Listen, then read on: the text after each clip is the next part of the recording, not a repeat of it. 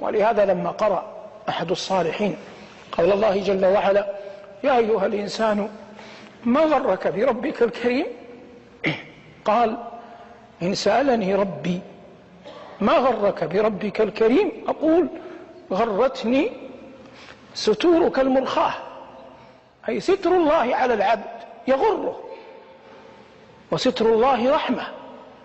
لكن ينبغي للعبد أن يعلم أن الله قد يستر على العبد مرة مرتين، فإذا غلب على العبد الران وأصبح حب المعصية متأصل في قلبه يريدها ويخرج، الله لا يكتبها لنا عليكم، يخرج من بيته وهو يعزم على أن يعصي الله، فمثل هذا عياذا بالله إلى الهلاك يقرب إن لم تدركه رحمة الله. أما من يخرج من بيته وقد أجل الله في قلبه، يخرج يقرأ الأذكار في الطريق، يسبح، يكثر من قول لا حول ولا قوة إلا بالله، يكثر من قول لا إله إلا أنت سبحانك إني كنت من الظالمين، في سيارته في خطواته يقول: ربنا آتنا في الدنيا حسنة وفي الآخرة حسنة وقنا عذاب النار.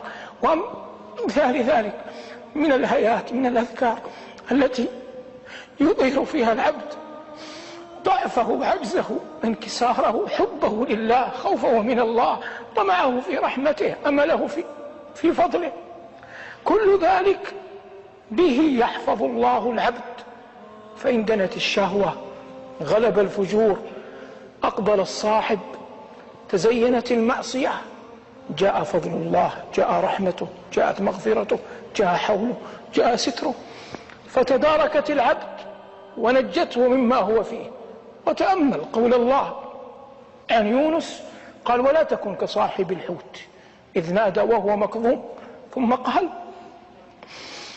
لولا أن تداركه نعمة من ربه. فيونس لم ينجو بفضل نفسه، لكن نجا بأن الله قال في حقه: لولا أن تداركه نعمة من ربه. فالإنسان يخرج وهو يسأل الله أن تتداركه نعمة الله حتى لا يقع فيما حرمه الله، حتى لا يقع في الهلاك، لا يقع في الثبور. وهذا كله حول قول الله: إن كيد الشيطان كان ضعيفا.